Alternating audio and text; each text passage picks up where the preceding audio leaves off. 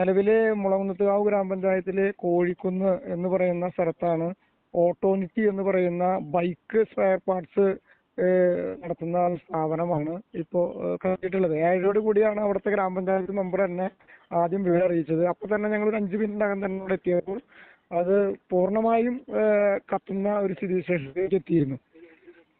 അപ്പൊ അവിടെ സ്വാഭാവികമായും ഏകദേശം ഒരു 50 മുതൽ 50 വരെയുള്ള തൊഴിലാളികൾ പണിയെടുക്കുന്ന ഒരു സ്ഥാപനം കൂടിയാണ്. അത് അവര് രാവിലെ 9 മണിക്ക് വന്ന് 5 മണിക്ക് തിരിച്ചു പോയതിനു ശേഷമാണ് അവിടെ അറ്റകുറ്റപ്പണിക്ക് വേണ്ടി വെൽഡിംഗ് വർക്ക്ഷോപ്പുകാർ അവിടെ പണി ആരംഭിച്ചത്. വെൽഡിംഗ് വർക്ക്ഷോപ്പുകാർ പാലക്കാട് നിന്നുള്ള 5 പേരാണ് അവിടെ പണിക്ക് ഉണ്ടായിരുന്നത്. അതില് താഴെ നിൽക്കുന്ന ആള് കുറച്ചു പേര് 4 പേര് മുകളിലായിരുന്നു. താഴെ നിൽക്കുന്ന ആളാണ് ആദ്യം ഷോർട്ട് സർക്യൂട്ട് ഉണ്ടായി തീ കത്തുന്നത് ശ്രദ്ധയിൽപ്പെട്ടത്. അപ്പൊ അതിന്റെ ഭാഗമായിട്ട് തീ അണയ്ക്കാനായിട്ട് ആള് ബാത്റൂമിലേക്ക് പോയി വെള്ളം എടുക്കാൻ നിൽക്കുന്ന സമയത്ത് വലിയ പൊട്ടിത്തെറിയോട് കൂടി പൂർണ്ണമായും പെട്ടെന്ന് കത്തുന്ന ഒരു സ്ഥിതിവിശേഷം ഉണ്ടായി. അങ്ങനെയാണ് ഒരാൾ അതിന്റെ ഉള്ളിൽ പെടുന്ന ഒരു സാഹചര്യം ഉണ്ടായത്. പാലക്കാട് നിന്നുള്ള ലിബിൻ 22 വയസ്സ് പറയുന്ന ആളാണ് അപകടത്തിൽ മരണപ്പെട്ടത്. ബാക്കി 4 പേരും പുറത്തു ചാടി രക്ഷപ്പെടുകയാണ് ഉണ്ടായത്.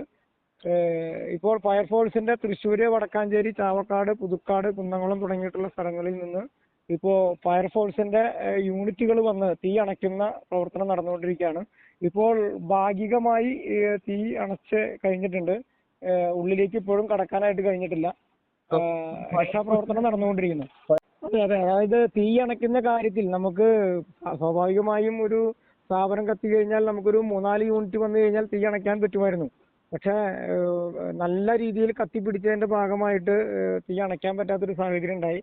പിന്നെ വേണ്ടത്ര രീതിയിലുള്ള ഫയർ സംവിധാനമൊന്നും ഇവിടെ ഉണ്ടായിരുന്നില്ല എന്നാണ് പ്രാഥമികമായിട്ടുള്ളൊരു വിലയിരുത്തൽ. പ്രധാനമായും ഈ ഷോറൂമിൽ മറ്റേ വിദേശ രാജ്യങ്ങളിൽ നിന്ന് ചൈന, ഇന്തോനേഷ്യ തുടങ്ങിയിട്ടുള്ള രാജ്യങ്ങളിൽ നിന്നും ഈ ബൈക്കിന്റെ ബുള്ളറ്റ് ഉൾപ്പെടെയുള്ള സാധനങ്ങൾ കൊണ്ടുവന്ന്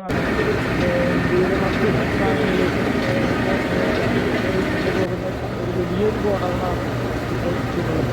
ഏകദേശം ഒരു 2 മുതൽ 5 കോടി രൂപ വരെയുള്ള സാധനങ്ങൾ ഇതിൽ സ്റ്റോക്ക് ഉണ്ടായിരുന്നു എന്നാണ് ഇതിന്റെ ഓണർമാരായിട്ടുള്ള ഒരു അതുപോലെ തന്നെ ബിനു എന്ന് പറയുന്ന 2 പേര് ഇവിടെ നിലവിൽ അതിനുള്ളിൽ ജോലി ചെയ്യുന്ന ആളും അപകടത്തിൽപ്പെട്ടിട്ടില്ല. പുറത്ത് ഇതിന്റെ മെയിൻ്റെനൻസിൽ വന്നിട്ടുള്ള ആളുകളാണ് അപകടത്തിൽപ്പെട്ടിട്ടുള്ളത്. അതെ, കോഴിക്കുന്നുള്ള ആളുകൾ തന്നെയാണ്. അടുത്ത് തന്നെയാണ് അവരുടെ വീടൊക്കെ. ഇല്ല, പൂർത്തീകരിച്ചിട്ടില്ല. ഇപ്പോഴും ഈ 5 യൂണിറ്റിന്റെ ആളുകൾ പൂർണ്ണമായും ഇവിടെ ഇപ്പോഴും നടന്നുകൊണ്ടിരിക്കുകയാണ്, പ്രവർത്തനം നടന്നുകൊണ്ടിരിക്കുകയാണ്.